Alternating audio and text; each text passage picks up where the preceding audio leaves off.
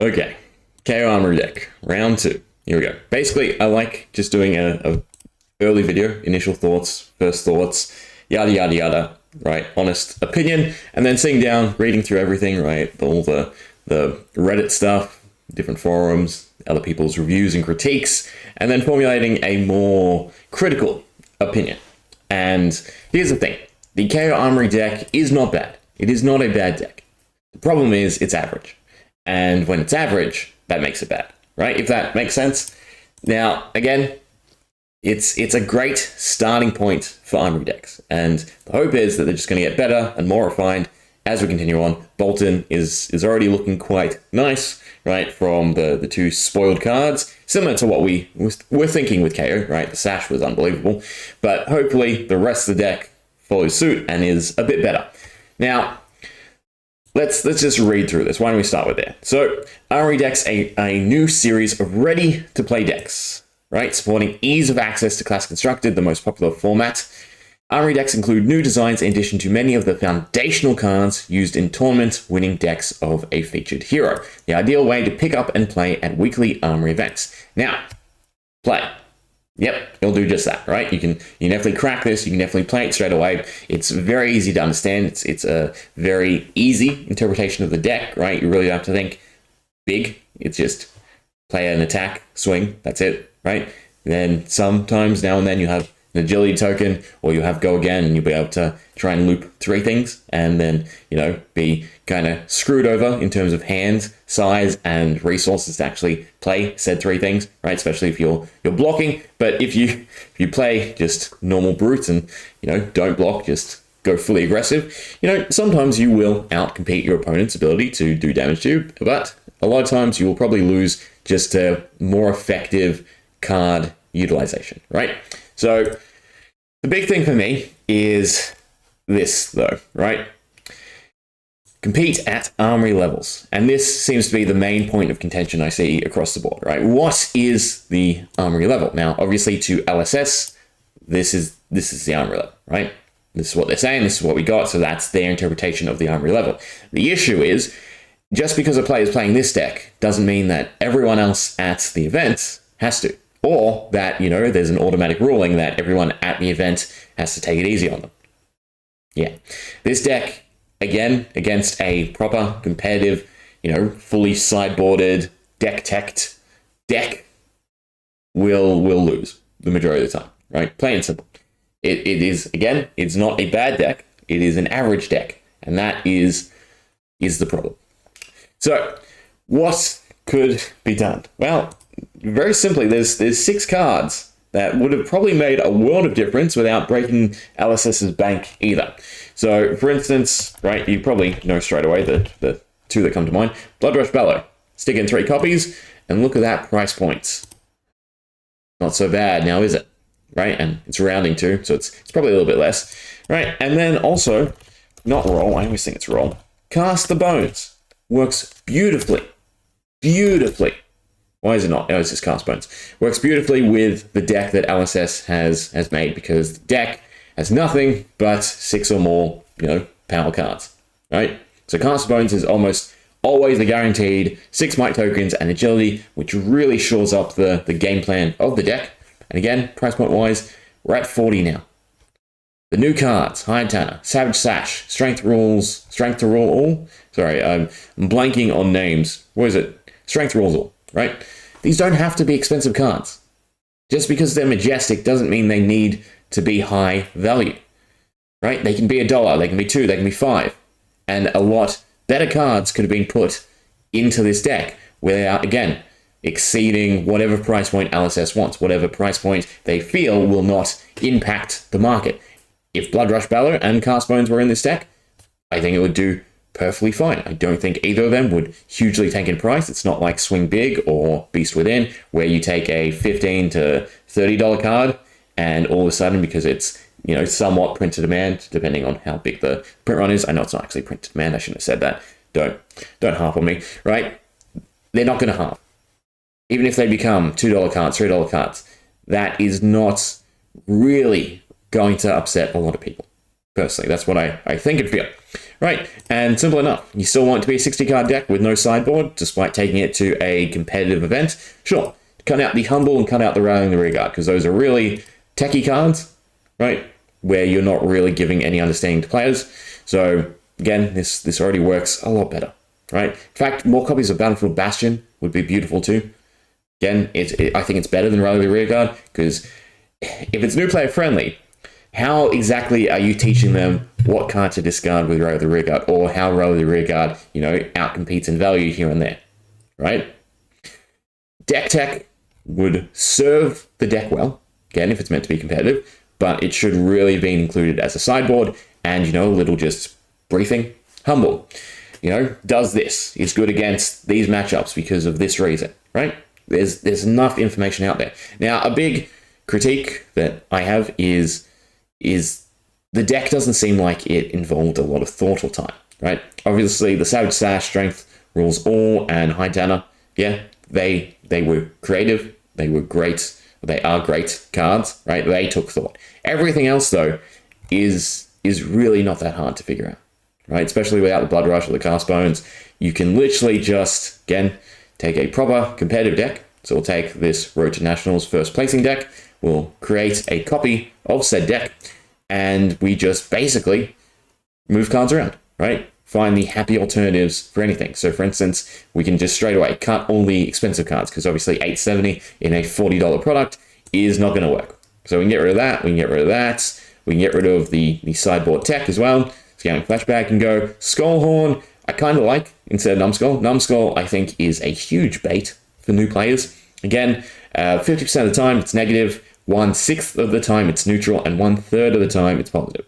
So one in 3 matches, you're going to have this cool better hand, and every other time, it's just going to suck.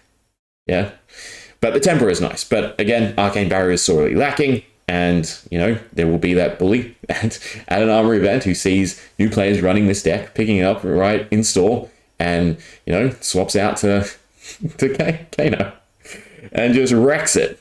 But yeah, so Command and Conquer can go. Obviously, the clear replacement was Wreak Havoc, and then because you want more guaranteed arsenal destruction, Strength Rules All was invented, so that's good too. But again, Humble, you can just take all the 2-ofs and make them 3-ofs, right? Mainly cut the Majestics, since those are the pricey cards. As you can see, I'm not touching Cast Bones or Blood Rush Bellow, because again, foundationally, they are in a lot of decks. But again, take out the really expensive cards. What else? Pound Town? Nope, not Pound Town. Trying to think what is expensive. Reckless Swing. There are no defense reactions. There is none of that knowledge or teaching. I would phrase it, right? Again, that's another thing to really consider. What does the Precon deck do for new players? What does it teach them? What do they learn? With Kayo rotating out in, again, not that long of a span of time, especially with Savage Sash in play now, the deck is not an entry-level product. The deck is not a competitive level product. The deck does not really teach fundamental mechanics of Fab. It just teaches how to discard and swing, right? Because again, the game plan is basically just one attack, Mandible Claws. Sometimes you have agility, sometimes you want to go for the 3 cards, 2 attacks and a Mandible Claws, but it just won't work because you won't have the right attacks, because you really need, again, one of those draw replacements like Bare Fangs, right, where you draw and discard. So yeah, it's basically just no brain, attack, swing, attack, swing, attack, swing, attack, swing, which is fine. Again, at a entry level, perfect. Competitive level, nope. Not gonna cut it, sadly. Smashing Performance, that can go.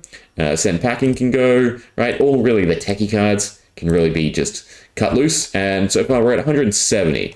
So what? Oh, that's probably it. 80. Skullhorn's probably an expensive card anyway. Well, that's $10. It's not really that much, right? So, this is already not looking that different from the Precon. And we've been at it for what, a couple minutes, just clicking on cards. So, yeah, that's kind of a problem. Runner. There we go. That'll be the last really expensive card. There we go. $40, right? Took me not long at all.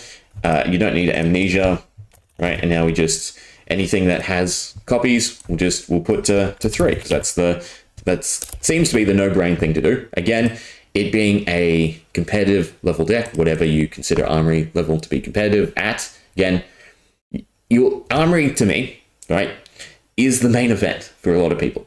They're not going to go out of their way. They're not going to go here, there, and everywhere to try and, get to the pro scene or anything like that. They're just going to play at Armory events because that's what they enjoy. They enjoy the game, and that's the level of competitiveness that suits the majority of people. So it's not a casual thing. It is a growing state where, again, we're way past the point of not understanding how Fab works. And if you're a new player, you need to be brought up to speed quite quickly. This is not the way.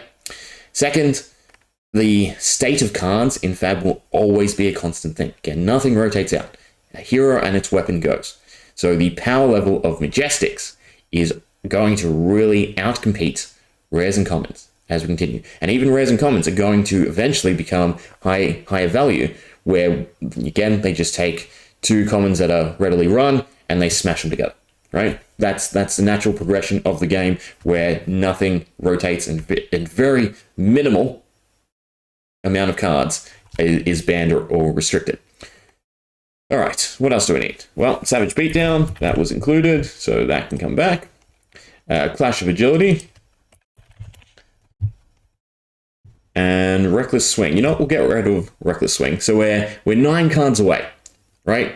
And again, the real simplest thing to do is, and again, comparable to this, is just look at what's already in there and put the copies that now work with Kayo. So for instance, again, Bare Fangs is a good inclusion. So we look at Bare Fangs and we grab the yellow. It's a 5, so it still triggers with Kayo's effect, right? We don't necessarily need the blue. 2 resources over and over is about where this deck should be at, right? So again, I'm just looking for 2 more cards like that to continue putting in there, right? So Wild Ride is probably one, Pulping or Assault and Battery, right? I think the blue, yeah, is already in here, so you don't really need the yellow, but yeah, there's so many easy options, right?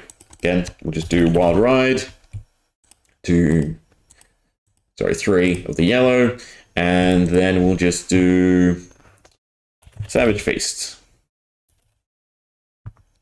Oh, there's a lot of Savage cards apparently, right? Look at that. We're at 60, we're at $40 roughly, right? And we're done. And again, I would already say this is better than the Precon, right? Again, specifically because of the Cast Bones and the Blood Rush Ballad. And just for comparable sakes, what's the real difference, right? I did tweak this one. What did I get rid of? I can't remember what I got rid of, right? We'll do that.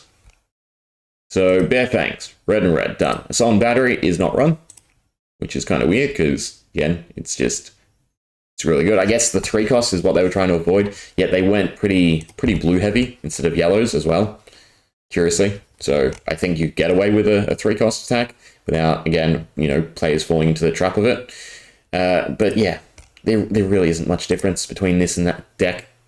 And I mean, I'm sure most Brute players would agree that these 2 cards do make the world of difference, especially just the Blood Rush Ballad, right? You don't need the Cast Bones. I just think the Cast Bones works beautifully with the deck that they've made, right? No other pumping attacks, actions, no defense reactions, just full-on aggression, right? Cast Bones just fit it beautifully, and it's missing. But the main issue that I see with this deck, again, not a Brute player, I've just been playing around with this deck for today, that's it, is the lack of go-agains, right? You have all these agility generations, which is fine. But again, we're relying on drawing cards consistently to, again, just go attack, swing, attack, swing, attack, swing, attack, swing, off of attacks that obviously don't have go-again, right? So again, the ratio to me is off. And would benefit from just more copies, right? More Agile Winds-Up, more Clash of Agility, less Humbles, less Rathe Rearguard. A full-on sideboard would have been fantastic, but that really, in my opinion, would have helped it along.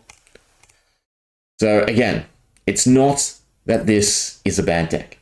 It is that this is a underwhelming, average, consistent deck that, again, you can play straight out of the box. You can have fun with it, right? You can have fun with this deck, and you can learn how to play a hero that is leaving the meta and the game somewhat soon, in which case the deck no longer works because all the 5's got to be cut, just for reference, I don't know why Kayo was first, in all honesty. Bolton should have been first. Kayo shouldn't be a precon. Maybe they just wanted Savage Slash in play. Yeah. Hopefully, it's a good sign of what's to come. It's a good starting point, right? That's the main takeaway for me. But it is missing in terms of being. Again, it didn't have to be overwhelmingly powerful. It didn't have to be moderately powerful. It just had to be able to slot into Armory level events from the community's perspective. So I think that's where the disconnects really come from, is LSS's interpretation or desire for Armory events to be the entry, whereas it's not. It's the happy, consistent, steady place for everyone to play, to develop their craft, learn the game, and a sideboard. That's the other thing that, again, I really wanted to see. We knew straight away it was coming because it's 60 card deck, yada yada. But yeah, just equipment to swap in and deck tech cards. And yeah, more time. Because if this took them, a couple months to make, that's disappointing itself. If it didn't take them a couple months to make, that's also disappointing. There's not a lot of win for me out of this. Again, Savage Slash, beautiful, wonderful card. Maybe a bit too strong. Hide Tanner, cool. Strength Rules All, cool. There where all the creative thought to me went into. We've made a comparable, if not better, deck in the span of me talking. And there are a ton of competitive decks that LSS can look at. LSS can observe the results, and they can just decide what cards are too valuable and find the happy alternatives. It's not a hard ask. It's not a hard feat. So, yeah, my overall critique and thought is a good start, but underwhelming. Hope you enjoyed. Yeah.